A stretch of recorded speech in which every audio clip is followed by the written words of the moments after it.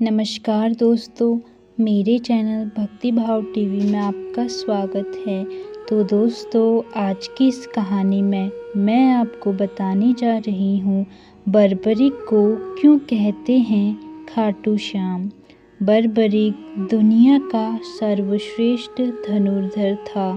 बर्बरिक के लिए 3 बाण ही काफ़ी थे, जिसके बल पर वे कौरवों और पांडवों की पूरी सेना को समाप्त कर सकते थे। युद्ध के मैदान में भीम पौत्र बर्बरिक दोनों खेमों के मध्य बिंदु एक पीपल के वृक्ष के नीचे खड़े हो गए और यह घोषणा कर डाली कि मैं उस पक्ष की तरफ से लड़ूंगा जो हार रहा होगा। बर्बरिक की इस घोषणा से कृष्ण चिंतित हो गए। भीम के पौत्र बर्बरिक के समक्ष जब अर्जुन तथा भगवान श्री कृष्ण उसकी वीरता का चमत्कार देखने के लिए उपस्थित हुए, तब बर्बरिक ने अपनी वीरता का छोटा सा नमूना मात्र ही दिखाया। कृष्ण ने कहा कि यह जो वृक्ष है, इसके सारे पत्तों को एक ही तीर से छेद दो तो मैं मान जाऊंगा। बर्बरिक ने आज्ञा लेकर तीर को वृक्ष की ओर छोड़ दिया। जब तीर एक एक कर सारे पत्तों को छेदता जा रहा था, उसी दौरान एक पत्ता टूटकर नीचे गिर पड़ा।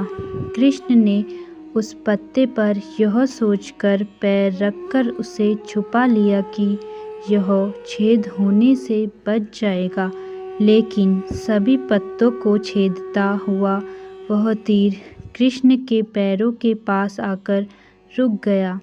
तब बर्बरिक ने कहा कि प्रभु, आपके पैर के नीचे एक पत्ता दबा है, कृपया पैर हटा लीजिए, क्योंकि मैंने तीर को सिर्फ पत्तों को छेदने की आज्ञा दे रखी है, आपके पैर को छेदने की नहीं।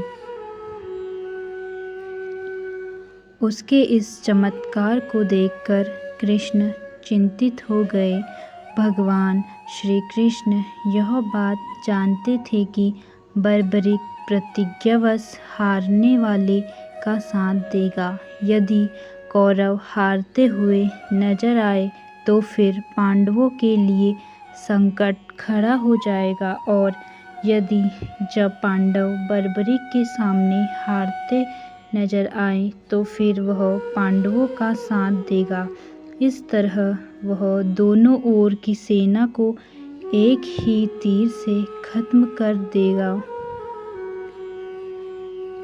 तब भगवान श्री कृष्ण ब्राह्मण का भेष बनाकर सुबह बर्बरिक के शिविर के द्वार पर पहुंच गए और दान मांगने लगे।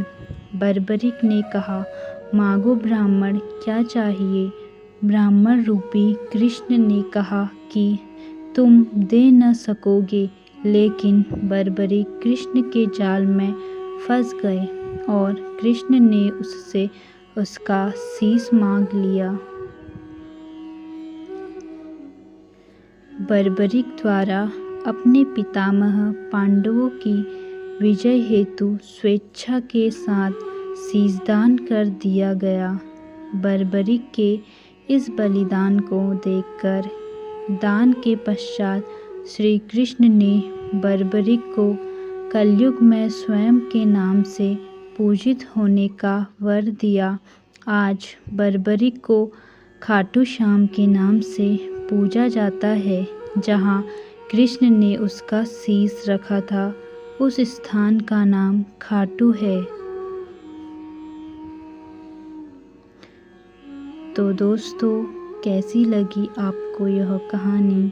कृपया कमेंट करके ज़रूर बताएं, और ऐसी ही बहुत सारी कहानियों, कथाओं और जानकारियों को सुनने के लिए मेरे चैनल को सब्सक्राइब करें। धन्यवाद।